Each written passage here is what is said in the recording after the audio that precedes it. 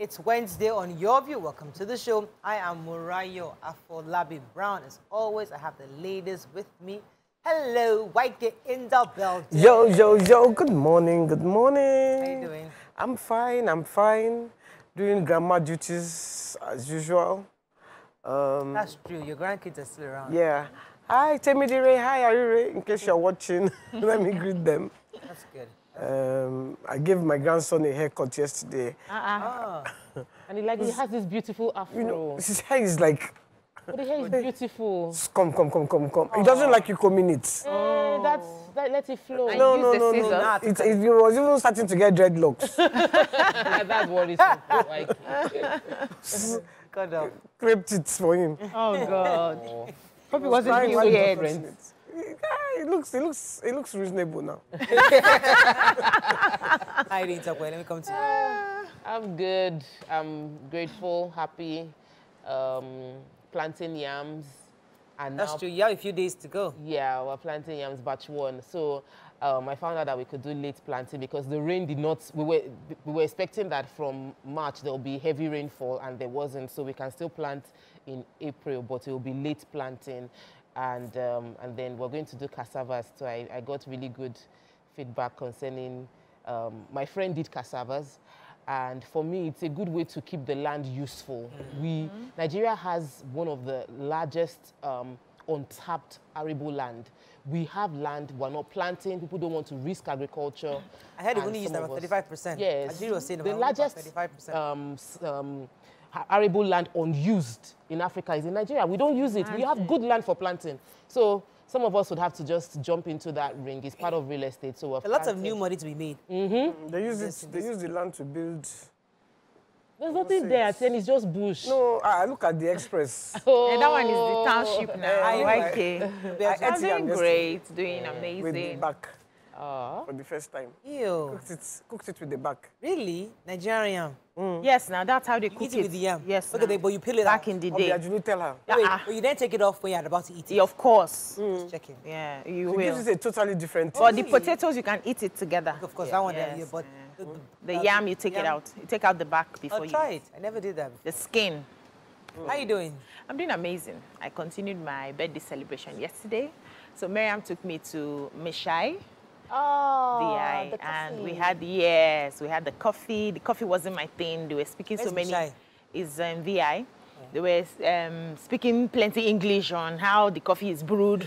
do this. I was just looking at Mary and said, but you know this is not my thing. But when they brought the masa, oh God, and the sauce, it took me back to NYSC days, you know, where you go and sit with those malams and they buy suya, buy masa with onions. It was good. The sauce was good. I felt like I was in the north, so I enjoyed my meal. I took some home, Seth. We had dinner with the kids. They enjoyed it. Yeah, I actually enjoyed it. I never tried it until last year. Okay. What's her name? Talk about in my house. I said we should order masa. Yeah. I was like, and you enjoyed it. Yeah, really nice. Made out of rice. Yes. Yeah. It's really delicious. Really nice. We have to celebrate the president. So the 71st birthday of the president-elect of the Federal Republic of Nigeria, His Excellency Asiwaju Bola Ahmed Tinubu, is today. We wish him very best as he gears up for the takeover, the mantle of leadership of our country. He's currently in Hajj. And a prayer with lots of pictures going viral where he was there praying. What a way to Prayer will celebrate. be answered. No, like that, your prayers will be answered. Yeah. All the prayers, and I pray that all the Muslim faithfuls are also praying. And there'll be a smooth handover, and then we'll now focus on building this new nation that we desire. I also pray for good health. I pray for grace for leadership. I pray for wisdom. So far, he's our president-elect, and if he wins, Nigeria wins. And I know many people are political about this thing because probably their candidate didn't get into power. But whoever becomes our president, we must all rally and support. Right. And as the president-elect, we support you. More important, yeah, go ahead. Sorry, I wanted to just celebrate Obiajulu and Otitoju. Yes. Okay, yes. We're all Aries children. Monday, Aries Tuesday. people. So you were Monday, Otitoju was yesterday. And the president-elect. He also said he wasn't having a party. Remember, this colloquium has been cancelled twice or 3 times. Yeah. So he's saying that this year, all they're doing is prayers. So at the central mosque across the state, they're going to be having prayers. Because right now, all we need now is prayer and calmness. And he has said it's time for healing of the nation. So all of us must come back. And all those of you having dissenting views, it's okay, but we must all come together to build Nigeria. Let's go. on a break. When we come back, we go through the front pages of the papers. Stay with us. We'll be right back.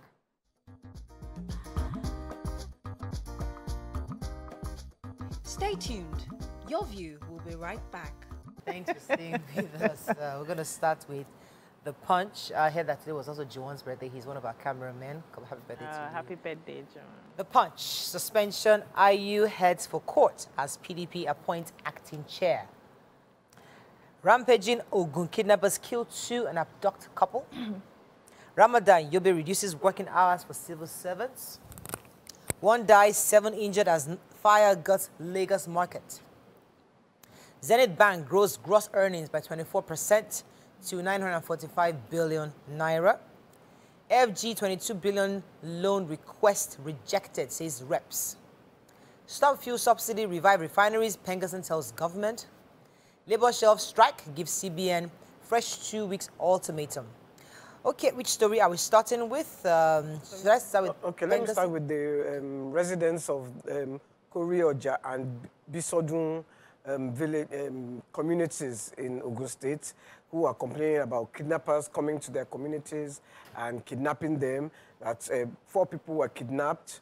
1 was killed because he didn't have money. They released 2 for 100. They paid 100,000 and 88,000 respectively, and they were now released. So they're begging the government to come to their aid. That the security people are trying, but they're not powerful enough. That what happened? A couple were kidnapped a few days ago, and it was the vigilante that came to their rescue. One of the vigilantes was killed, and the woman had a gunshot on her thigh. But they rescued them. But everyone is really scared in those communities, and they would love for them to come to their aid before they all abandon ship. Okay, let me talk about Pengerson. Pengerson is saying what we've always been saying from day one, but it's good when they say it again. So Pengerson, as the Petroleum and Natural Gas Senior Staff Association of Nigeria, has said that the federal government must stop subsidizing premium motor spirit, popularly called petrol. According to them, they must ensure the rehabilitation of Nigeria's refineries, stressing that it would help ease the hardship that could arise from the halt of fuel subsidy. Now, everybody has been saying this forever, but when Pengerson says it, it actually does make sense, because they are the ones, whenever they go on strike, they are one of the key sectors that if they go on strike, Nigeria really feels the pain. So the president, that's Mr. Festus Osifo, was saying yesterday that fuel subsidy removal is extremely imperative. They must remove, the government must remove it and ensure that the local refineries begin to work at optimal capacity. It says that today, crude costs contribute about 80 to 90% of overall PMS costs, and that it will assist in ensuring adequate fuel supply if we stop fuel subsidy. So, I mean, we've all been saying that this subsidy has to go at some point, but it's good that we should even keep this conversation continuously, so that Nigerians are just the reality. We may pay up to 950. Yeah, so let's start preparing our mind now. Let's start preparing our mind now. Diesel is showing us pepper already. But let's start preparing our mind. Serious pepper. Yes. Because the president-elect has already said that he's going to remove it. Remove the subsidy. So we'll see how that goes. If he removes the subsidy and other aspects of our lives are made easier, yes, it will be, we'll still, it will cushion the effect for us, and then we'll be hoping that after a while, the market forces will determine the prices and it will come down. Hopefully, I know. Can we do your view from home? We don't use petrol. Your staff would need it too. Yobe. So Ramadan, the governor of Yobe, responding to Ramadan, has declared a reduction in the hours everybody has to work within the state.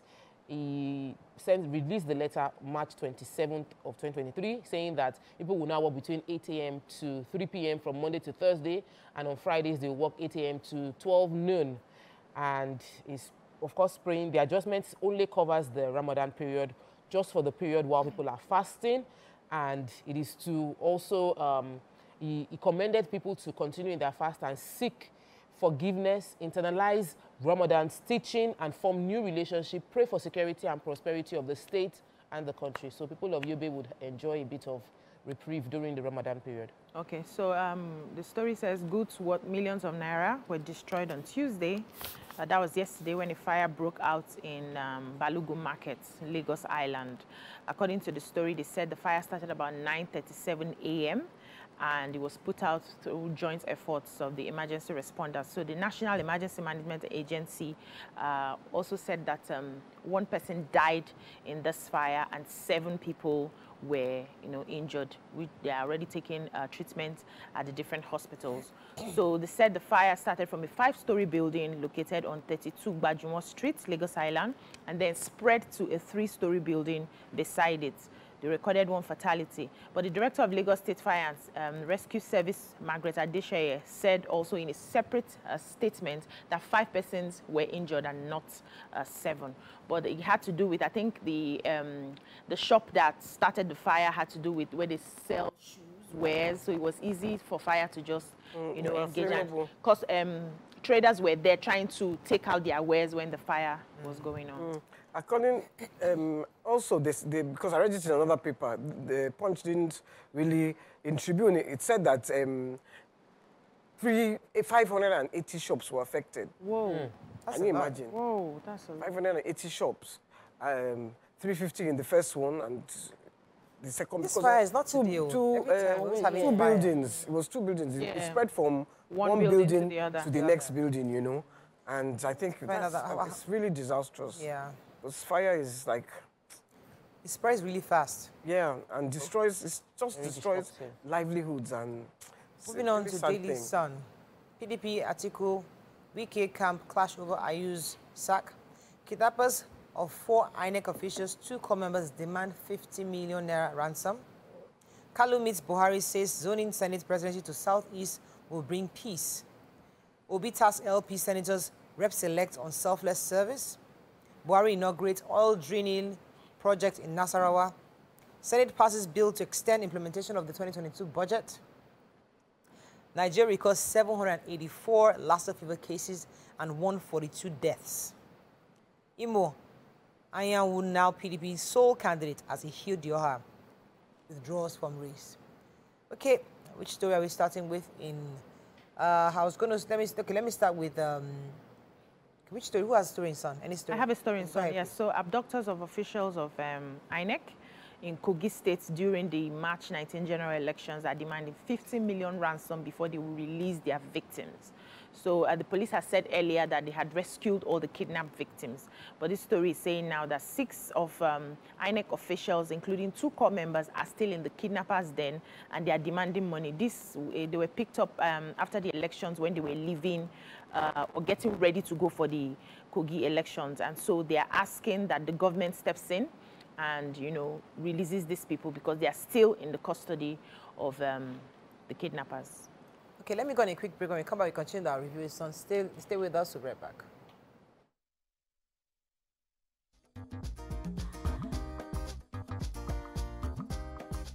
Stay tuned. Your View will be right back.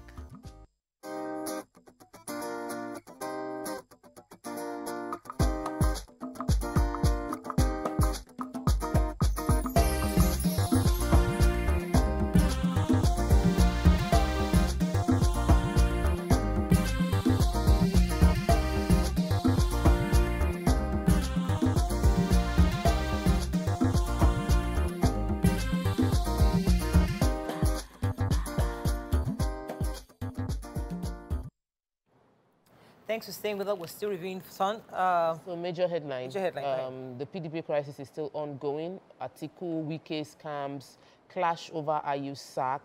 The High Court sitting in Benue, Makurdi, Benue State, has restrained the PDP chairman Ayu from parading. According to them, they said restrained Ayu from parading himself as chairman pending determination of the substantive suit, which has been adjourned till April 17. They've also appointed someone else as the new acting chairman, that is Umar Aliyu Damagum. And so the court said after careful consideration, listening to all the parties, they decided to stick to this point and we're waiting.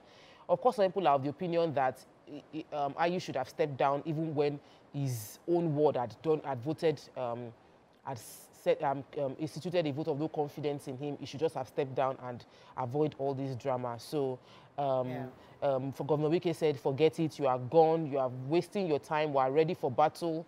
But a lot of things enter politics. So our president yesterday inaugurated the very first drilling of crude oil in a Benue exploration well located in the middle Benue Trial of Nasarawa State. He was saying that the discovery of drilling of oil in the area would enhance energy security and greater prosperity for Nigerians.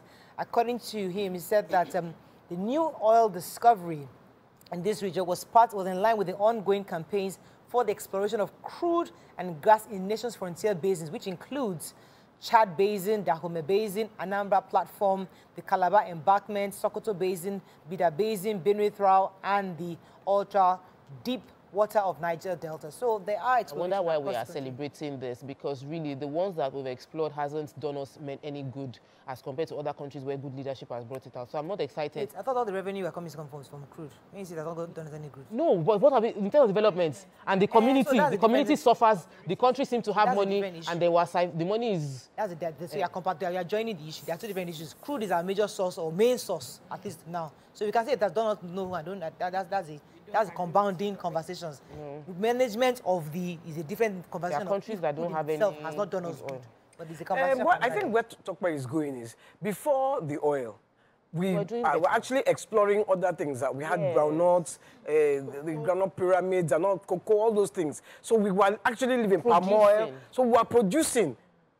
We were not rich. When we now got the oil, we just abandoned. That's what because we should have done the oil. Exactly. So today we'll be smiling all the way to the bank. We could have shooters. But all the people that have been ruling Nigeria since 1960, we move on? They are all to blame. So the Nigerian Labour Congress and the Trade Union Congress have suspended their planned strike earlier slated for today to protest the scarcity of the Naira notes. The two unions said they will monitor the availability of cash in the commercial banks for 2 weeks before deciding on the next line of action. I took the story yesterday where they had meetings with the CBN governor as well. So the president of the NLC, Joe Ajero, and TUC Festus Osifo said this at the end of their National Executive Meeting Council. They said that they know that the banks are trying as much as possible to give cash to customers. However, I can't hear you. So let us move on to Vanguard. PDB crisis, are you out? Damagum named acting chairman. Cash crunch, NLC suspends planned strike, gives CBN 2 weeks to normalize supply. Ethnic profiling, MC Olomo must answer for it, says Hamzat, Lagos State Deputy Governor. We thought obedience movement, Peter Obi, were a joke, says ex-information minister Labara Maku. Few subsidy incoming governments will bear palliatives burden. 39 passengers die in Niger Bauchi Kebbi auto crashes. 10th National Assembly, we have become onlookers in selection process, says APC National Working Committee. Polls, it's God that saved APC, says Kalu. Kogi versus EFCC court adjourns ruling to April 20th.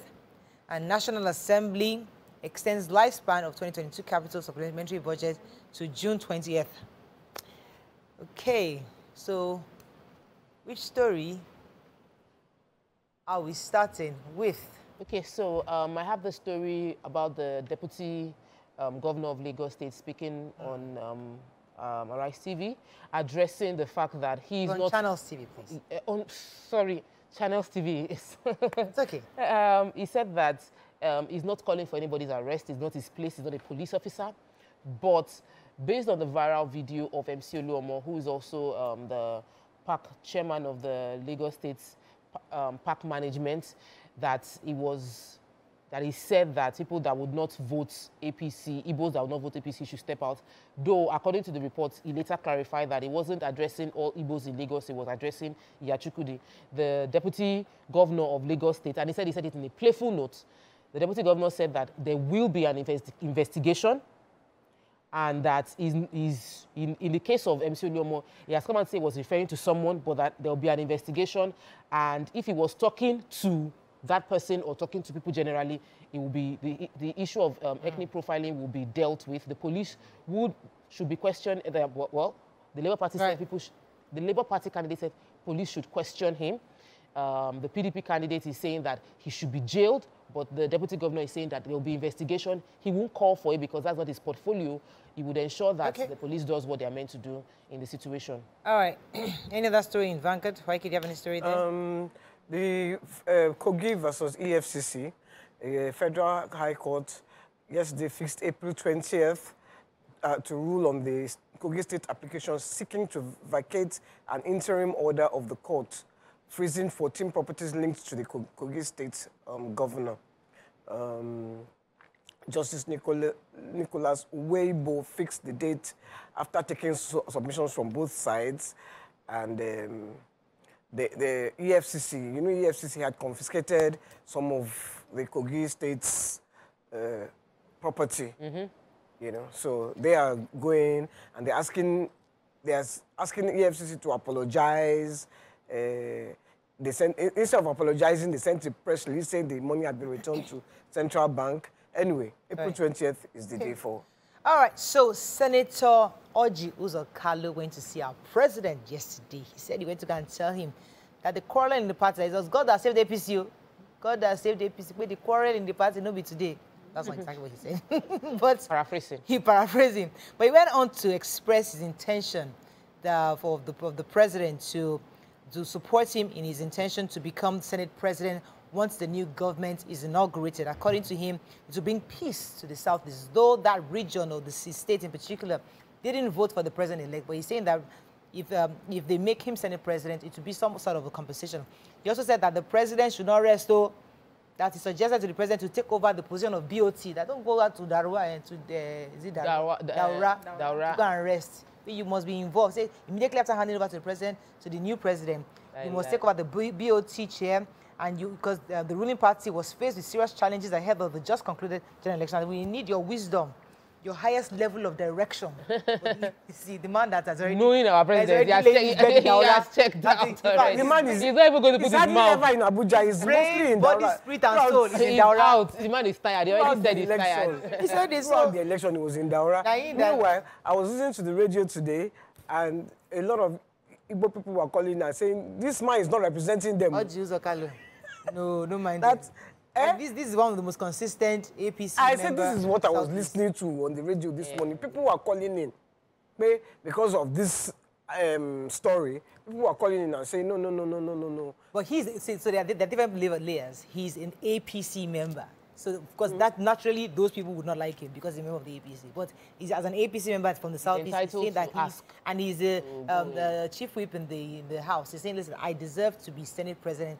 What he deserves and what people believe are two different things. Now, people is really... Okay, let's move on. So, any story? Yes, we still have crude oil. Vanguard?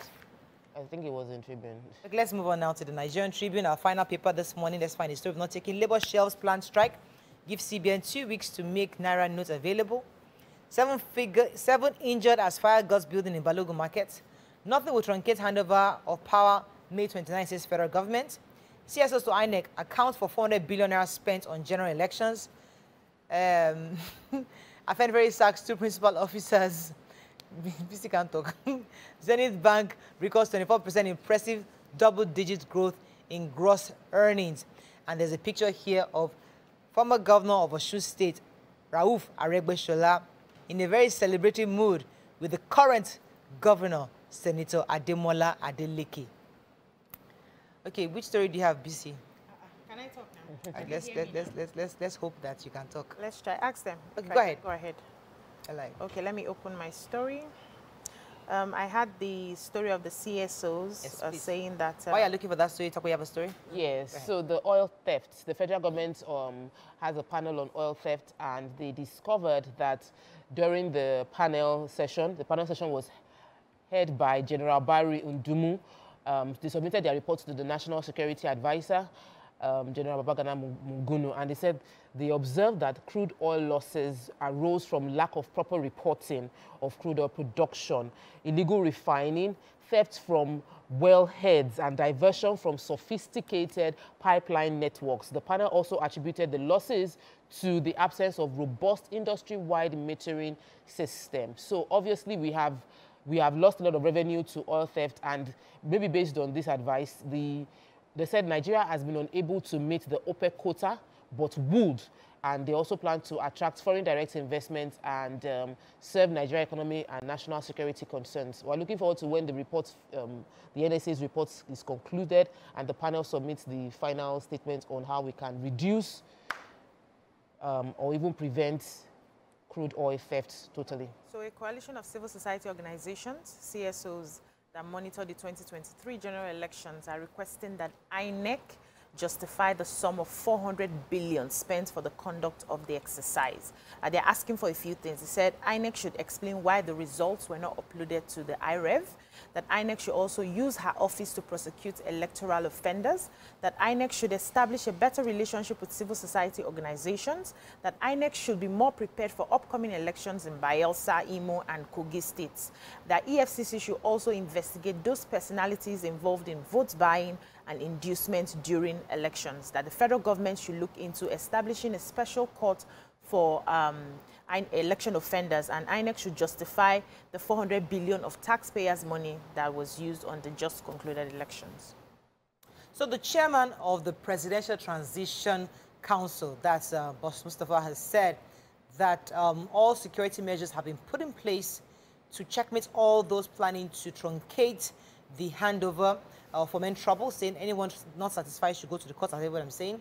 Transition process is on course, and that by the grace of God, May 29th, there'll be a formal handover. So the PTC had been inaugurated, and the president-elect had nominated the current governor of Kebbi State, Atiku Bagudu, and the governor of Kebbi State, and Chief Olawale Edun to both be part of the PTC council to begin the transition and handover meetings. What does PTC stand for? That's the Presidential Transition Council. They're the ones going to be ensuring the handover, smooth handover to the new government. So he said that all is in place and the Defense House is ready for the President-elect and the Vice President-elect. So for him, and the DSS and police have all been deployed, and everything is on course. So those who are having bad intentions, that all their plans will be truncated based on... chill.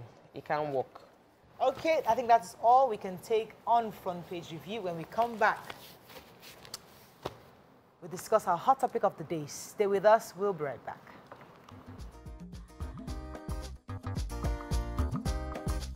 Stay tuned. Your View will be right back.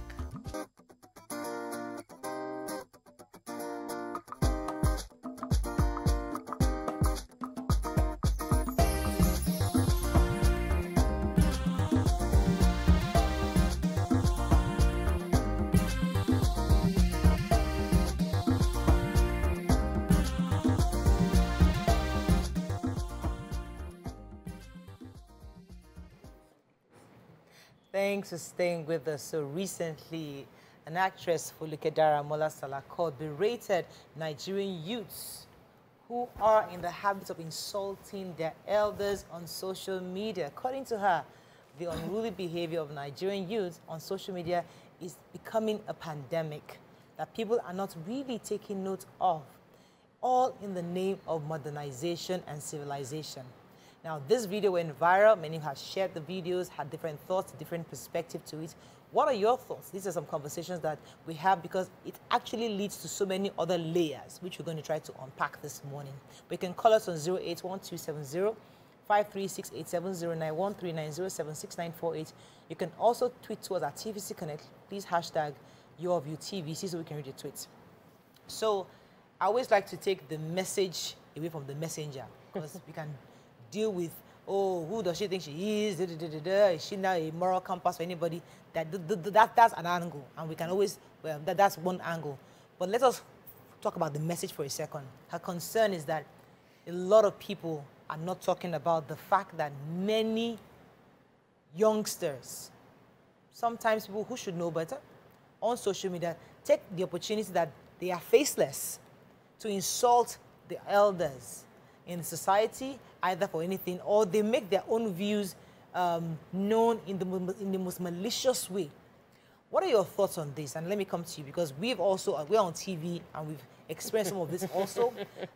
We've experienced, in fact, some of us have experienced, I've experienced it face to face. You know, where I go somewhere where they're telling me to my face, you know, so we've all had different layers of experiences where somebody, I mean, I've shared my experience when I went to the mall, just to catch up mall. I wanted to buy something, you know, and while I was there, the moment I entered, the girl hissed. I didn't even pay attention to her. She just started saying, all these people that be voting for APC, you know, and she just said, all these people, I don't care. You know, she was literally talking loud. Her colleagues knew it was me, and they're trying to hush her, but she didn't care, and she was just talking. Yeah, I just went to go and buy my ink, everything I finished buying, and I said, thank you.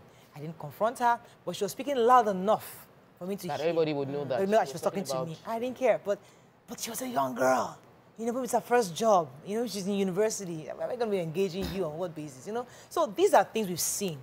But what Foluke was saying is that this new generation, if you are aggrieved about something, if you don't like something, are there better ways of doing it, or is this aggression needed? Because someone will say, if you don't aggressively let these adults know they are goof, how would you take back your nation, your country from them? So there are different ways to look at it. What are your thoughts? Let me start with Tokwe.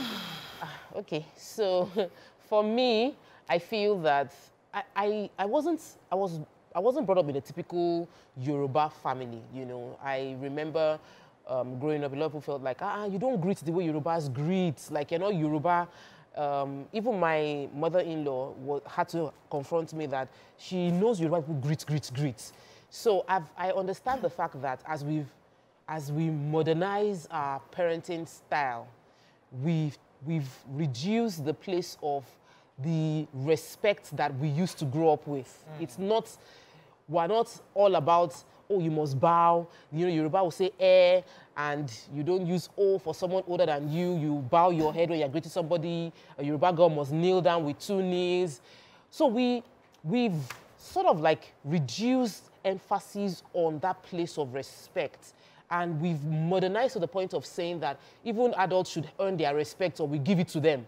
And it's getting worse with our Gen Zs, the younger ones. All of them are more like, if you don't earn my respect, you don't deserve my respect if you don't earn it. So, which is a far cry from where we were brought up to respect someone, even if they embarrass themselves. Your own job is not to give them what they deserve, is to respect them regardless and move on. I think it's time we talk more about it. We talk to our parents, we talk to the young ones, we talk to the ones we are grooming, the less than 10, the less than 15, to see how we can get back to that space where you respect people because they are older than you. You respect them. Agbalagba maje forever, and I will respect you for that. You're older than me.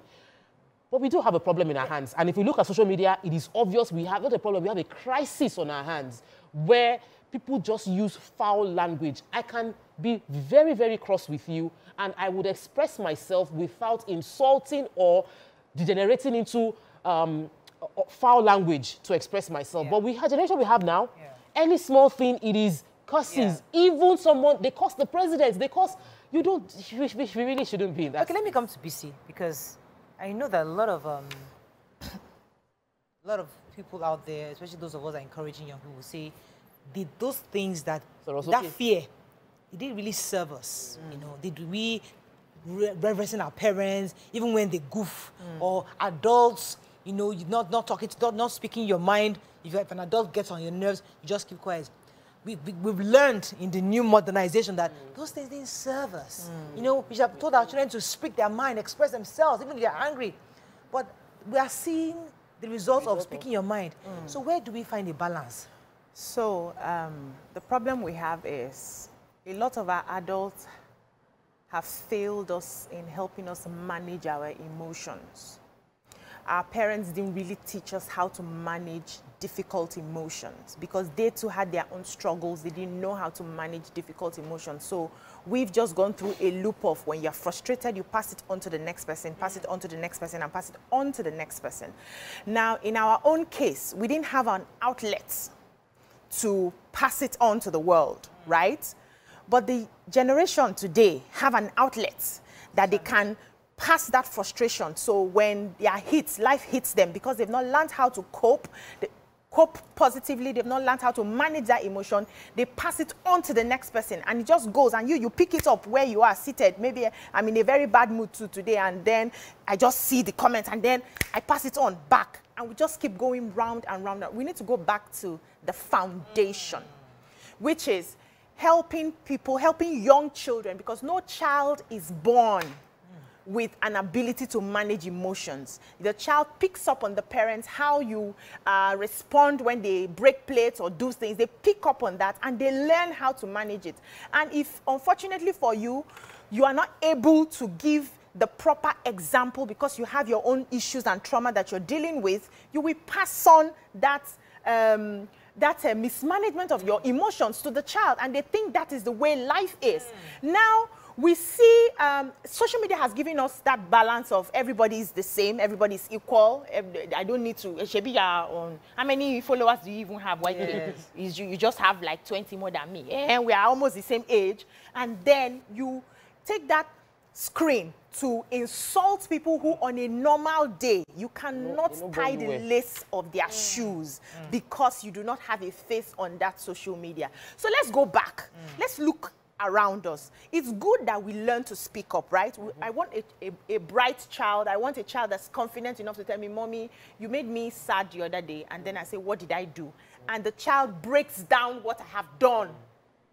And then I say, okay, I'm sorry about this. I take responsibility, but you did this and you did that. And then you also take responsibility. So we need to start learning how to have conversation. This is a very deep matter, Mariah. Yeah, that's what I'm saying. I'm passionate about it because I had to go through healing some of my childhood trauma. I'm actually teaching people how to do that right now. And I realized that our parents did the best they could with the resources available to them. So we wouldn't really blame them. But now we are seeing the results outside, and it's now embarrassing us. People will sit down, and somebody like YK will make a post, and a child will go there and type. And if you ask that child, it's not YK that is the child's problem. That child is going through things, but then jumps on it because there's something you said can't that regulate. I wanted to also deal on. You said today they have an outlet, which is an interesting thing because when we were growing up, we didn't have that outlet. Yes, we bottled it. That bottling in out because I have like 2 stories to share with you. I've shared it before. When I was working in what's the name of that company? Let me not mention the name. A company is a media company. I had a boss. This boss showed me Pepe. Showed you Pepe. Pepe, because you are one of those that just got back. You come, you do acting as if you know everything. She cut you to size. But because of the kind of person I was, I allowed it. I never spoke back to her. She would enter the office. She tell me, when I'm talking to you, you put your hands behind your back. This is me, I'm earning salary that I just schooled abroad, came back, and I'm trying to work, and I'm doing my own work. She told me, you put your hands behind your back when you're talking to me. When I say, hell, hi, how you doing? Don't tell me that. You say, good morning, madam. Like, this is somebody that we're like fairly same age. Patakota, she's 2 years older than me. But because she was my boss, she she really pulled me down. But I was angry. I come home crying. She pushed me. She'll make me write a report every day. You know how you do monthly reports or weekly reports? Not her. Daily reports. After that, finish that daily reports, she'll sign it. But yes, I've seen your daily reports. Friday, my weekly report. End of the month, monthly report. Oh, I used to cry. You can't do that to a Gen Z today. Lie. You can't do that. They will put you on social media. They will resign on WhatsApp. They will take a picture of it. They'll send their they will record you when you're talking to them, and they will embarrass you. And they say, oh, my boss did this to me. I was embarrassed. But even, you know what happened? My next job, one of what got me promoted was my ability to write a report.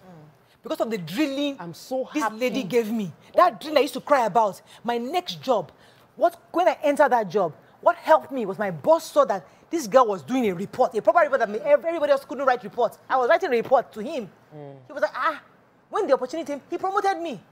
And I was thanking this lady, like, Father Lord, thank you that this lady drilled me. It helped me. That was one. Let me give you another example. And I'll share this story after the break. Stay with us, we'll be right back.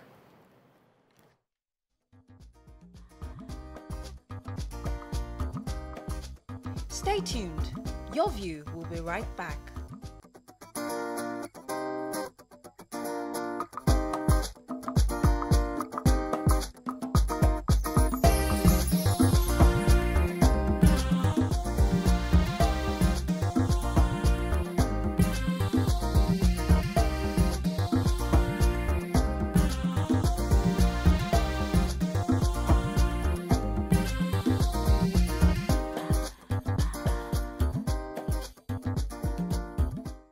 Thanks for staying with us. So today we're talking about the lack of resilience of a lot of young people today, especially in life, in general, in social media, at work and family. You see people talking to their parents anyhow because, oh, one person's father is doing this for them. They're not able to do this for me. You know, you're challenging your father to his face. Are you not like a Kiniko's father who just paid him to enter abroad, they're going to Canada. We are here. You know, these are real life conversations that these Gen Zs are having, are putting on social media, posting, talking about. YK, I mean, before I share with my second example, what are your experiences like in this regard? Well, you see, for me, I want to say that whatever you meet out today, Come on. it will come back to you in future. Yes. So, I mean, these young people, they're not going to be young forever. Absolutely. So, they are going to now reach an age where they too will demand respect from younger ones. And they will not get it because they are training the ones coming behind them to be even worse than they are. But when I say that, and one of the things that they use as a tool to be rude to us is, Shebi, it's your generation that spoiled the country. They are forgetting that we go are victims of the people who spoiled the country. Because like me, I've never been in government before. As they have been spoiling it, in fact, I have a father who was singing against it, who they were beating where. So we watch our father being beaten, being jailed, being everything. Yes. So you are now...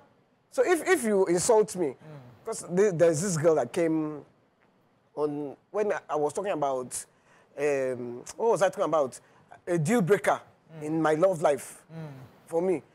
And one of these blogs posted it. She now came to my own page to come and tell me, shut up. Wow. The reason I saw it was because she tagged me and why? What did I do to this one? I don't blocked her. Deleted the text because I don't want that kind of text. If you insult me and you see it continuously on my page, it's because I haven't seen it, because I don't go there much. Right. But then I want to say again that if they're insulting you, because Foluke Daramola, I like her, she's everything, I talk to her, but I remember when she insulted me, because I just Googled her now. Yeah. She's 45, I'm 62, we did a job. The animation called me to do a job, girls' night out that time. How many years ago? This is like maybe 30. Oh, wow. I'm 62, I guess about 30-something years, 20-something years, long time ago. And I was only doing what they asked me to do. I didn't take money for the job. I did the job, and I did the job well. But the enmity I got from her was terrible. So I'm wondering if she remembers. I remember. Because it was done to you. Because it was done to me. Right. Now, because now she's demanding respect. So it's the same cycle. So it's just... The cycle will continue to get worse. You know, it's you reap what you sow. Wow. So we should all remember, karma is a leveler. They find everybody. They find everybody. There's some places where you don't reap what you sow. Sorry, I will give you one example. I'll give you one example. Just this one. My ex-husband, he used to be there. I used to complain. Now, my grandson has the same sinus problem, and he's doing it to me. So I'm just saying, let me shake my head, the cash me. The same thing. I had a brother who was, I couldn't stand it. My husband, I married the man that does it every day. I'm living with it now. But you see, I want us to bring it back to how young people can behave better. So for me, I think that we are raising a generation of children. We're raising a generation of people. They're not children. Some of them are not children. Yes. That lack resilience, lack respect, and have personal grievances with the world. And so for them, it is, I am here to fight the world. But the world is not going to stop for you. The world will not wait for you to get yourself together. The world is not going to, it will never be ideal. And sometimes the challenges are preparation for you to grow strength. But we don't want to face challenges. We want it easy, easy, easy. My pastor says microwave generation, just pop it in, it comes out, it's done. That's not life. Some areas would be like that. Some you would have to make the fufu through the long process. You would stir the fufu on the fire for a long time. It gets harder before it becomes the real fufu that you want to eat, that is easier and delicious. So we must raise people to understand that journey.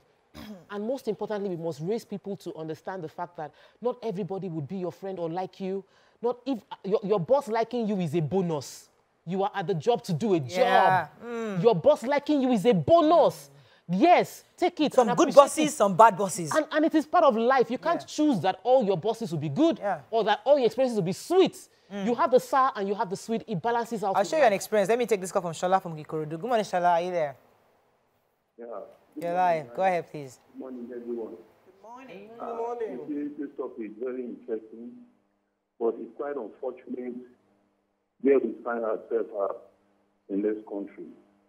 Modernization and exposition has totally destroyed our cultural value. Having said that, you see, I must say this. Those are what actually is happening right now with our youth, with our younger ones. It depends on the background you have, and the upbringing. I want to cite an example. My father was not exposed as I am. And I was born in the north. I came from Foluke, Ogbomoso to be precise. I was born in Jos, grew up in Jos, and migrated to Lagos State. I have all my children in Lagos State. Now, my children are growing up. The way I brought them up the way I was brought them. Respect. If my children wanted to greet me in the morning, they put down on their knees, they prostrate. One of the examples is, I have a stepbrother, which I am older than with just 2 months. I'm approaching my 50s now. Up to tomorrow, if this my brother saw me on ground and greeted me, I always... It was difficult. I think it was very unclear. It wasn't very clear.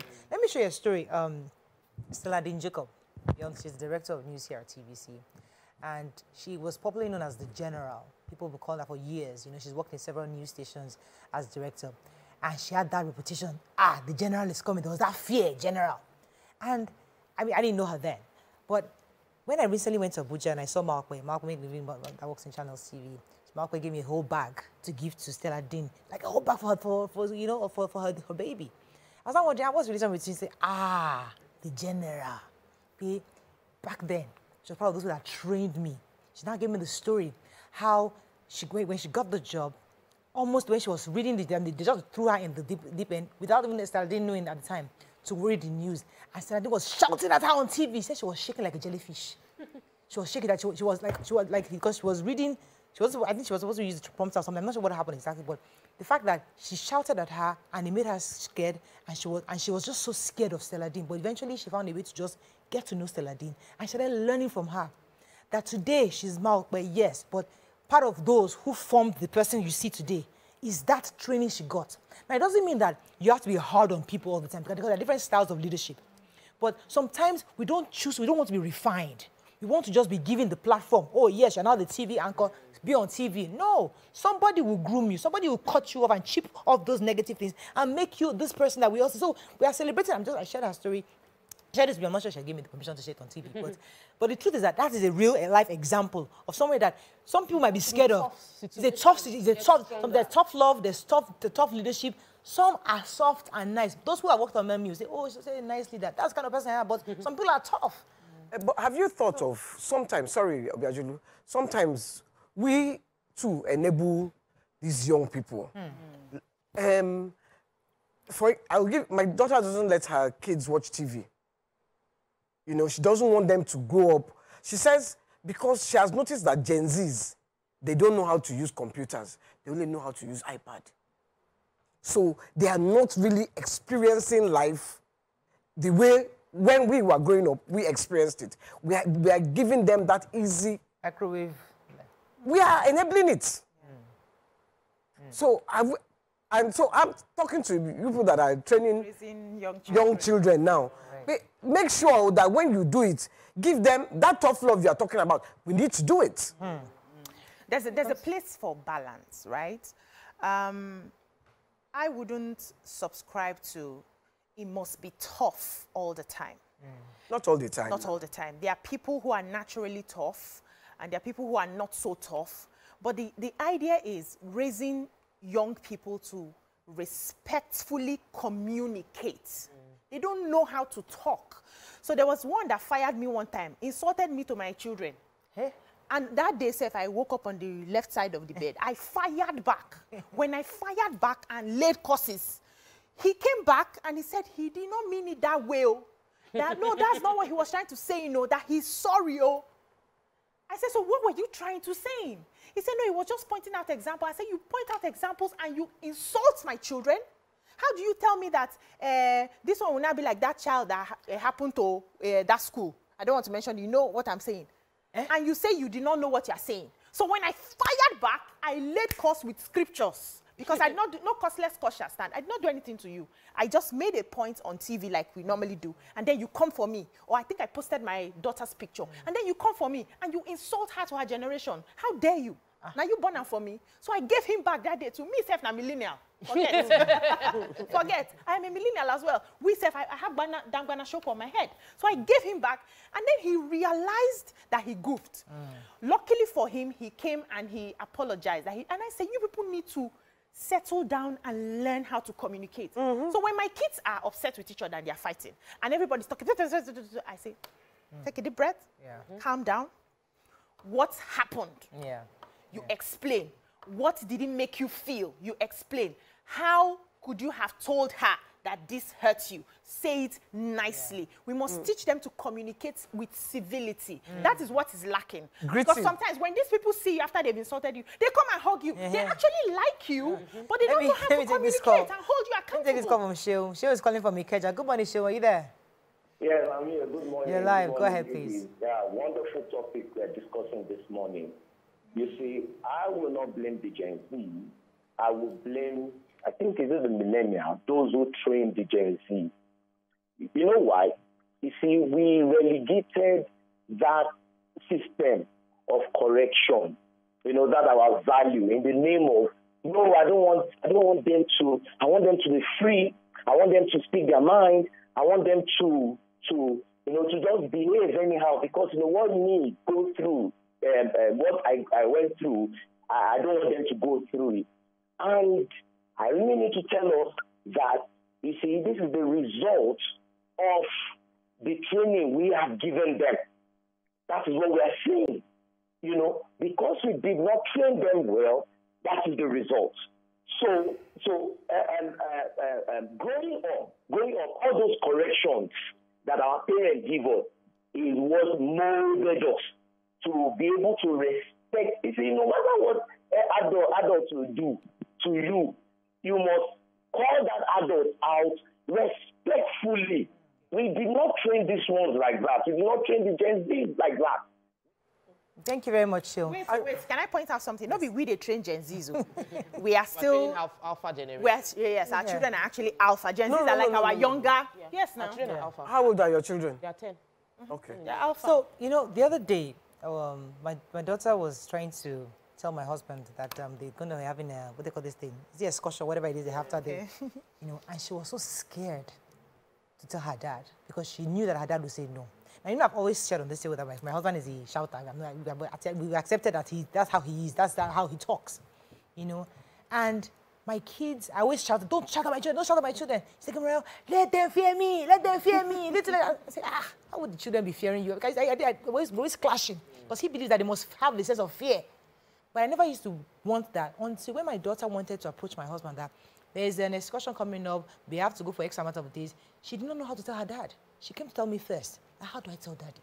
We now started discussing and planning it. Okay, let's do plan A. If he says yes, if he says no, what you know? And the way she was really thinking it through of how to approach her dad, it now clicked in my mind that this is what Brown is saying. There must be that sense of fear that, okay, my father, or you don't just talk to an adult, or you don't approach my dad. And it's the same way that trickles down how she talks to any other person. You can't just go to anybody and talk by, just say, and talk by, just, you know, you just talk to her anyhow. There must be some kind of restraint as a child to a father. The same thing, the younger one too, messed up in school, begged me not to have his father, begged me. And I said, listen, I won't tell your dad, but you will tell your dad. And I explained to him why he was so scared. But eventually, I told him, you messed up, go and tell your father. And he did that, but there was a way he went to approach, apologetically. Daddy, I messed up in school. I'm so sorry. He was already begging Daddy. And even Brown saw the way he was begging. So the point I'm trying to make is that we made kids feel as if, say it how you feel it. Whatever comes to mind, just say it. But you see, the truth is that we must begin to remind them. There must be a sense of fear, and I might be clashing with BC a bit on that. Yeah. There might be a sense of, we might need to bring back fear. But, but coaches will say, don't put fear. So how do we balance it? No, but you're there to balance it. Your presence, his presence, and the middleman provides the balance. But that's because you have a voice. There are some women who find themselves in that situation. There are families in that situation where the man is in the face, and the women don't have a voice to be able to act as a balance. Then we have children who will live and grow up traumatized, and we don't want that. Yes. So it's not a blanket thing. There must be balance. Yes. It can't be all soft. When it is all soft, we have this problem. Yes. When it is all hard, we have trauma. And the trauma might lead to somebody being extremely opposite of what you want to achieve in the first place. Yes. And you don't want that. Yeah. When people are traumatized, they can either flee the experience entirely or go into that exact thing you are hoping they don't go into. Finding that balance is extremely important for us. Let's go on a break. When we come back, we need to come back to the issue of social media and regulation, because we can't continue like this. Stay with us, we'll be right back.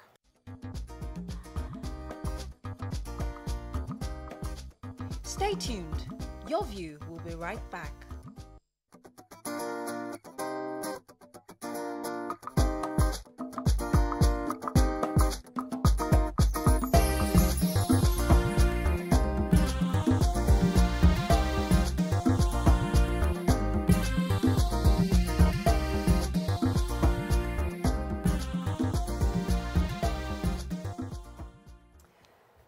Thanks for staying with us. So we discussed values, how we resilience and all that. But we're not bringing the conversation back to social media, because that's where a lot of these people, many of these youngsters that you see, when you see them, they're still respectful. So it's not as if they don't all have home training. They still treat you with respect and regard. But the same person that is greeting you respectfully can go tomorrow on social media, create an account and insult you. So they still do it somewhat while you... You're not aware of it. Yes, go ahead. I was going to, because Tokpa said a lot of them have trauma, and I disagree. They just want to be insultive.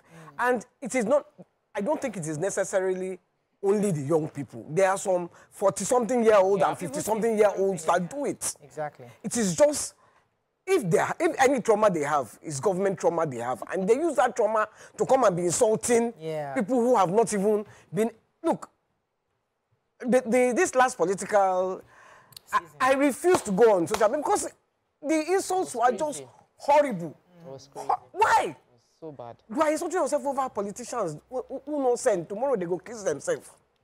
You, they insult yourselves. You are now creating this divide that you may not be able to mend amongst yourselves. Because it is us against them, whether we like it or not. It's the people of Nigeria against government people, as far as me I'm concerned, though. Government people, politicians, they are like that. We are like this. So let us not face ourselves. Let's all face them. When you even want to insult, just be insulting them. Leave us out of it now. Anybody, you know what? We don't want to wait. You see, listen. You don't have to insult. I'm not saying insult them. I'm not saying tell them you are mad. Look, one day I went on Buhari's Instagram page. The insults, I ran away. But, you were shocked. Why? They were cursing. You have gone beyond the call of duty. Yes. Don't rain curses, because they say if you point your finger like this, Sabi, how they say 4 fingers are pointing back at you. Yes. You understand? So we just need to, you can criticize constructively. Oga, Morayo, you are in government. this is what you did. And please don't come and tell me that you are doing the right thing. You are not. If I insult you constructively, if I read it, I will now go back and think, it's true. But some will argue, BC, some will argue that constructive criticisms in Nigeria doesn't really work. That's what we That we feel that you talk. We've been talking for years. Sometimes we need to start now.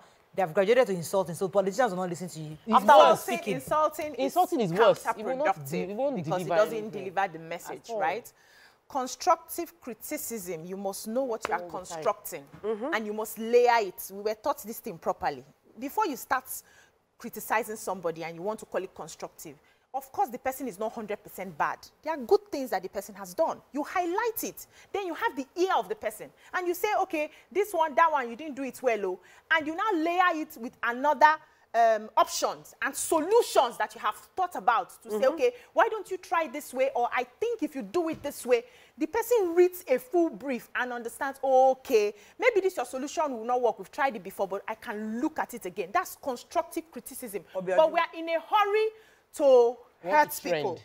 We like to hurt people because we are hurt ourselves. And that's why I will not subscribe to raising people with fear. You know why? It can be counterproductive in the sense that the person a lot of anger, not being able to show emotion. And then because any emotion that is repressed, the emotion is energy. It will be transferred to another form. And so they repress that. And when they come on social media, nobody is there to regulate them. They push all the frustration. I've never seen any person, young person, old person, who is busy, productive, doing well, that goes around trolling people. They are busy most of the time. They come on social media, post what they want to post, and they go. And they don't see it. And they don't go watching everybody, following everybody to insult what they're saying. If I scroll up and I see some things I don't like, I just move on. I move. I do my hand like this, and I go. I have other things to do. So we need to help our people understand that emotions must be expressed and expressed well, expressed in a respectable manner. And so we teach them that it's okay to disagree, but disagree respectfully. We don't know how to disagree. There are some people you argue with, oh, Morayo, you will hate arguing. They will say, how can you be saying this point? It's because you are not well. It's because you are not reasoning. It's because I stop arguing with such people. They don't know how to communicate. Obiajulu, I wanted to say that constructive criticism, we have done it on this show several times. And sometimes we have seen it work. We have seen it work. And we have seen where you talk about something and you see the next time you don't see it in the paper. It's the best way to go about it. We have done, we don't go here and be saying that clinical is an idiot. Don't do that. Let me take this call. Good morning. Are you there? I have a caller holding. Good morning. You're live. Go ahead, please. Good morning. I want to make a submission. The truth is, however we look at it, there's two sides to a coin. Back in the day, as a child, if your parents do something wrong, there's no matter what it is they did, you couldn't look them in the face. But these days, we have to understand that things are changing. So it's, in as much as it's not right for the children to start insulting the adults, I think the adults should start doing better, start laying examples. Because people are seeing the things you are doing and they are copying. So they feel the only way they can lay down their grievance is probably insult you in a way you won't reach them. Before, you can't tell your father to his face that he's stupid. But now it happens. So we should understand that times are changing and we should flow with the trend. The elders need to do better. You need to teach these children. If you want them to do better, you on your own, do better. And Tinyani mentioned Baba Fela, God rest his soul. I can say it till tomorrow. Even the next generation after the Gen Z, they don't have any insultive word for him because he is a person who they perceive has done very well. So if they start doing better, I think this is the first step to bringing this insult down. Start doing better. Then you can now start looking for ways to correct, and you understand what I'm saying. Thank you. You know, Tokwe said something about trending. We forgot to mention the fact that some of these things are pushed by trend. You want to trend. And that's the real motivation. Not because I want to disrespect YK. But if I call YK, oh, that's yellow idiot, and I put on social media, people follow me. I don't know YK. I don't have to apologize to her. She doesn't know me. She's not going to come and beat me for telling her she's yellow or idiot. But I can post it and say, imagine that Yeni Kuti girl, that fella's daughter, yellow idiot. Everybody will trend. Guess what? People will follow you. And after they follow you, you now start getting some commercial value from that. So that's the real currency. Maybe maybe young people are not actually rude. Maybe they're not disrespectful. Maybe it's just they want to trend. It's a new currency. They're hustling. Social media Social media has rewarded nonsense. Social media malicious behavior. Yes, social media has rewarded negative behavior. They've rewarded rudeness. They've rewarded nudity. They've rewarded irresponsibility. And as long as social media keeps rewarding negative things will continue to trend. So I'm a good girl. I've been a good girl all my life on social media. The day that I now decide to strip, I now get 1 million followers, 100,000 followers. There's somebody who will be like, I knew when she did not do a bomb. Now she did a bomb. She has 100,000 followers more. Obviously, we are rewarding negative things, and what we reward will continue to increase. Right, yeah. That's what is going on here. Tokwe, look, when Foluke posted that post, she was talking from a place of pain. Yes. Somebody must have given her the insults that she just went on social media and started saying, "Come on, because I will prosecute you." You know, she was pained. Do you know, I now started to read the comments. They were still insulting her. They don't listen, these people. You know, I read 1, 2, 3, 4, 5. I just stopped. I can't read these comments. You're busy. You know, it's not because I'm busy because I don't even go. It's because it was a topic. It's why I even saw it. Right. But what I'm saying is, they did not even understand her pain. They don't care. Okay, they don't care about her pain. So that means we are not even, most of us are Muslims or Christians, they are not even following their teaching. Ethos of the religion. Be your brother's keeper. Do unto others what you want to do unto yourself. Nobody is following that again. Everybody that don't hide their Bible under cooking pot. I mean, where they hide their Bible under the bed. Different streets. Yeah. It's a different world. And unfortunately, we are just... We keep energizing the negative things because we want clout, we want money. The hustle culture is real on social media. So you hear things like real because anything that will make me trend, let me just trend. I remember when I spoke about Davido's wife here, and then they were dragging me on social media. Somebody called me that day and said, Bisi, who helped you to get it to trend? Me that was upset that it was happening to me. I was like, maybe I now overtalked. Or why did I speak like that? That was not the intention I had, you know. I was at home brainstorming how could I have presented what I wanted to say better. And somebody thought I deliberately wanted to trend because then I was having people follow me because of that. People were following me because of that. My followers were increasing that day. And I'm wondering, I don't like what is happening. The person says, that's what they do. You just put something, you just trend. I'm like, I don't like that kind of trend because that's not the image. So we need to decide what image do we want our society to have. Places like China, there's social media regulation. There are some things you cannot see. I hear that their TikTok version is different from the one that we have. Yes, you can. But not with them StarTimes. No, wait, they give us the one where go distract us from the resources that we have and our human capital.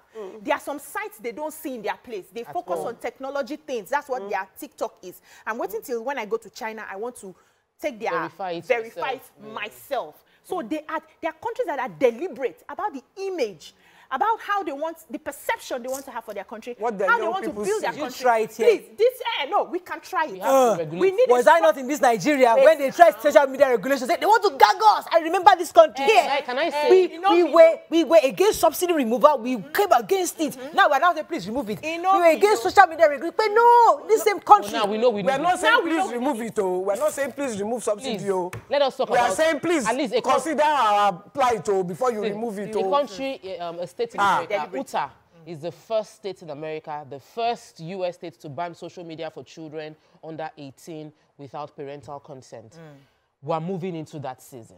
A lot of countries are now changing regulations, putting restrictions on social media because of, not even just because of the insult and all of that, but because of the sanity of the young ones that have been there. So if Utah has done it, trust me, other states are going to do it within America. We should have done it since. So if they allowed the Minister of Information at that time to start it then, maybe it would have gotten this bad. Maybe some people have been arrested then. We have been, we have had some scapegoats. But you see, we don't understand this. We didn't trust the motive of the minister. Thank you. Thank you. So it will look like you don't want us to call out government when they are misbehaving because you are in power. Remember why they didn't ban social media for a reasonable thing. They insulted the president. They didn't insult the president. They insulted the president. No. What happened? The president posted something, and then they say, you didn't see this one, and you are not talking about this one. Remember now. We're going to break. I remember. But we are on standby right now. We'll be going to River State very soon.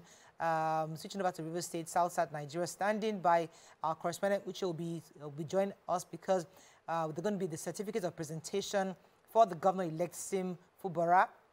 Uche will be on standby shortly, just to let us know what's going on there in Rivers State. Let's go on a quick break. When we come back, we'll continue our conversation. Stay with us. We'll be right back.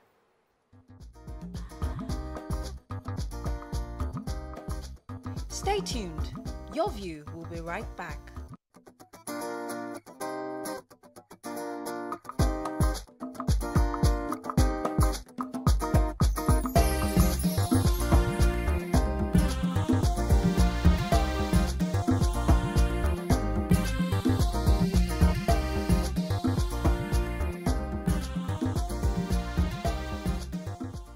Let's just give her 25, 24. Is now married to a man old enough to be her father. Maybe her husband is 50 plus. And now because she's Mrs. Chief, she's Chief Mrs. whoever it is, she now speaks to everybody. After all, I'm also a married woman. So she's staying with her husband's friends, their wives. And there was a story about her being rude to even some of her husband's friends because, hey, after all, I'm Chief's wife. Who do you think you are? We're in this circle together. So, okay, let's just say, so she's about 20, I'm being told that she's about 22 years old. Please, what did she say? Azorayazo. What does that mean? They're not trainer. So that kind of person feels that we are your husband and my husband are peers. We're in this place together. You have no right to be treating me as the young one here. That I am going to express myself, I'm going to speak my mind. I'm also a Mrs. Chief. Chief that kind of situation, I'm a Chief Mrs. I'm Chief Mrs. In that kind, it goes back to this thing where back then, a young wife like that will know her place. Even though she wants to express herself, but she would still say, okay, well, this is not my circle, but find a way to, wiggle your way to the hearts of these people. But this one is putting her foot down that I am here by right. What I see is insecurity.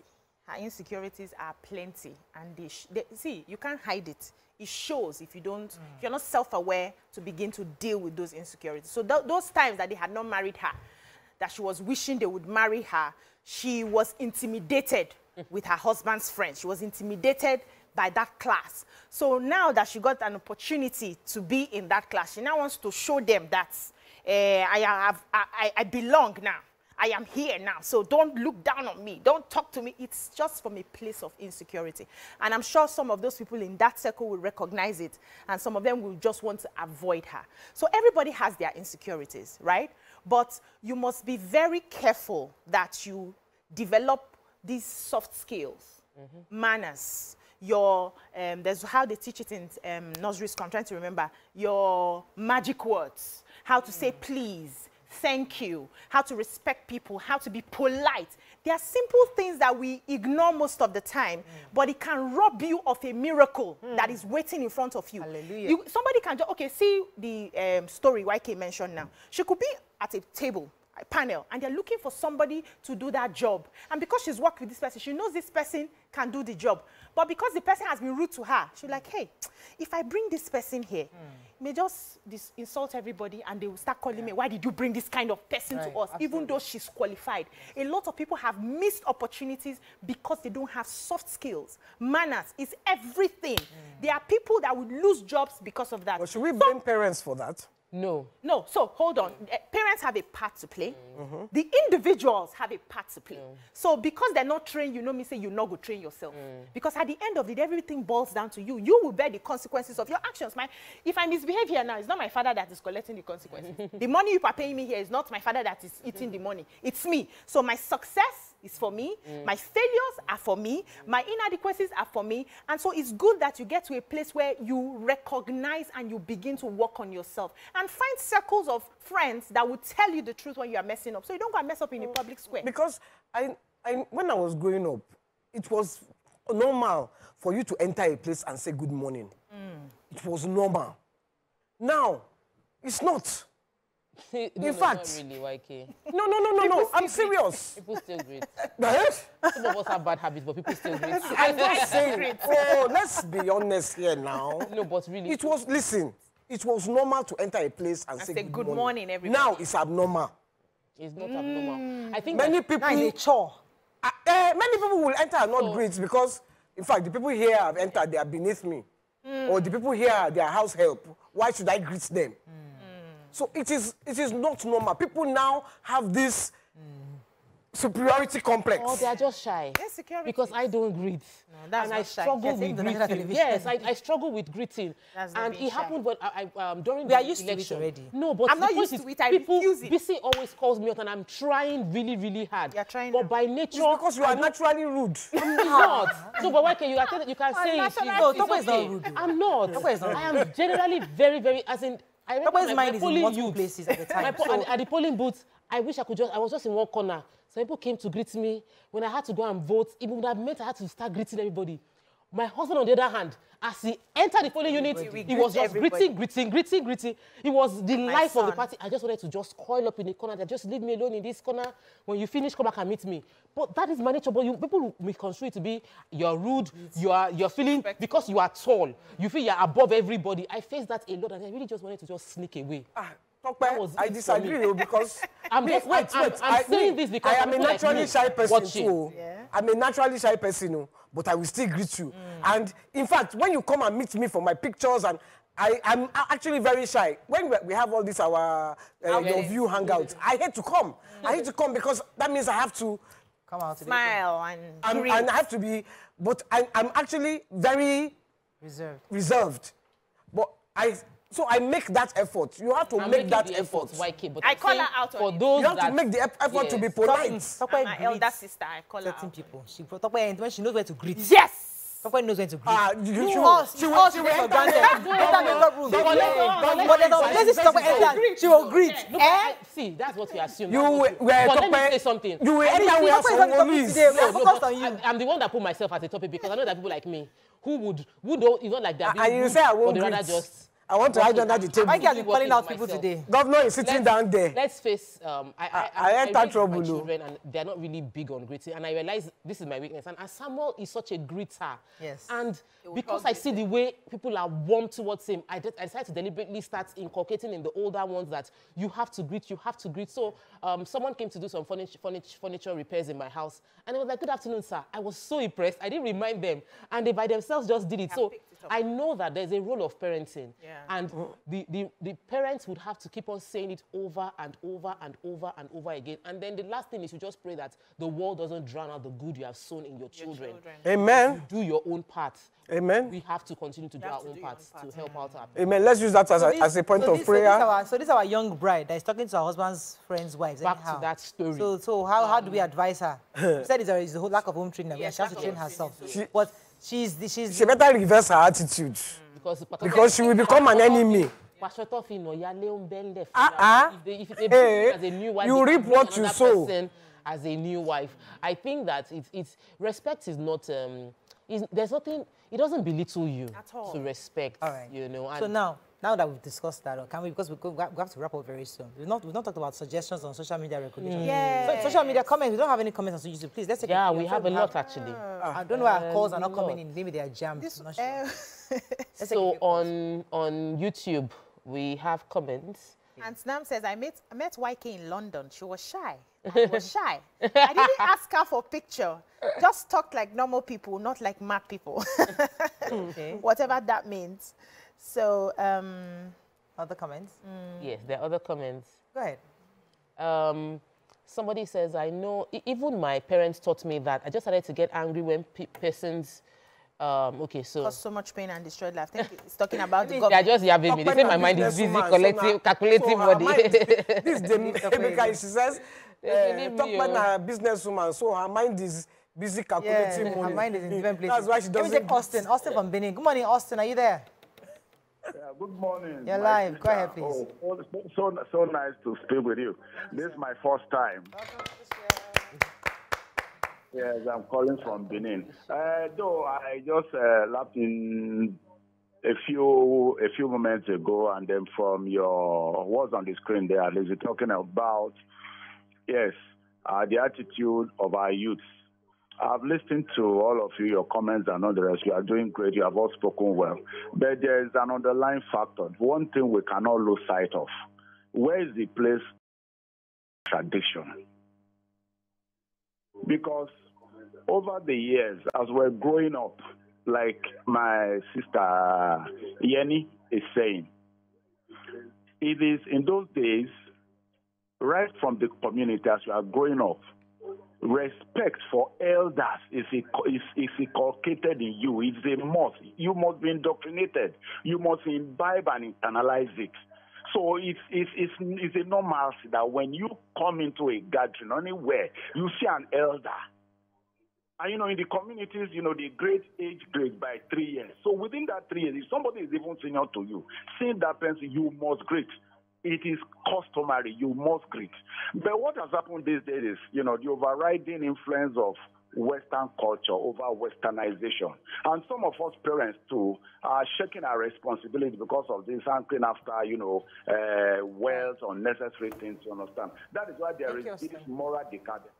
So Oluwaseun Olatunde says there's difference between you are lying, Mr. Man, and you are far away from the truth. Now, the same thing, but respect, day one, is communication. Fiona says, good manners, we all should have this. You can learn from the outside. Hafsa says, any young person that thinks insulting an adult because the adult doesn't deserve respect is naturally disrespectful and lacks emotional intelligence. And I want to bring this back to our leaders. You're insulting the leaders will not, they are not afraid of your insult. It will not change the narrative. If they are bad, they are bad. If they are going to continue looting, they will continue looting. What you are saying, you are talking to yourself. You are wasting your saliva, wasting your data. It's not touching them one bit. They have insulted all of you. They insulted one of our leaders till today. He's living fresh. He's looking good. He has not died. He jailed my father. My father was in prison. He jailed my own father. You know why that happens? You know why that happens? Because it's only God that sees the intention of his heart. He may do the policy, and you from the outside think this policy is killing us. But he had to do the policy because there was a reason. His life could have been at stake. He could have been fighting battles you don't know of with other countries. And even within, and you don't know. So that is why they say instead of channeling negative energy to our leaders, we should hold them up in prayer. We should pray for, we should pray for our leaders. You see that they are not doing right. Put it in prayer. Give your constructive criticism. Get the civil society organizations to keep pushing. Can we start to pray for Emefiele right now? Keep calling them out the right way. If you need to go to court, go to court. Do things the right way, but uphold them in prayer. Because they need to be... Yes, that prayer time, I agree that we don't pray tire. I won't lie. But their prayer part, we don't pray tire. I think what we need is for us to get involved. Yes, I believe we should speak more. Just doing things the right way. Speaking the right way, not going to their pages to insult them. People accuse us that, all you've been doing is talking. You've just been speaking. But I'm like, we will not get tired of speaking. Of course, while praying for Jagaban, I saw comments because I was praying for his birthday and praying for God to guide him in leadership. And I had to put it in context that the truth is, yes, there were comments. And it's like, these people have come again. And the truth is, if President Buhari works, if it made Nigeria better, would we not all be the one to enjoy it? So, of what use am I to be insulting the president or yabbing my politicians that are in position of power? If my job is to pray for the peace in Israel, in Jerusalem, so I enjoy the profit of it. But let's go back to the insult and social media drama that at the end of the day, every one of us are responsible for what we put out there. Social media never forgets, and we must be responsible. Whether you think that I don't have any care in the world, you know, some people are like, I no send, I'll just do whatever I want to do. You send. At the end of the day, these things remain online forever. It is munched. It would always be reflecting on who you are. How do you want to be perceived long term? Be responsible. You know, while you're talking, something came to mind, because a lot of irresponsible adults do things because they are being cheered on by these youngsters on social media. So you're one person that you're insulting government, and people love you and they follow. Yes, tell them. And I always tell myself, tell them, to what end? Do you want to fix this country or not? If you just want to just yab and follow them, and those ones will continue because they're getting more followers, they're getting more popular. You enter somewhere, they're cheering, yes, he's the guy, correct, he's abusing them. They love you because you're insulting. Then to what end exactly? After with all now for 20 years, because I have seen people. My father had friends, he and a few others, the Ganifa OMEs, they were all there insulting government. Their face will come and go. Their imprint will be there for life. You've seen the good works they've done, but people will come and people will go. You as a person must find your own impact. What do I do to be part of the solution? Not the problem. Because those who were part of the problem yesterday have died and nobody remembers them. Yeah. But those who gave their life to actually find good governance, many of us remember them today.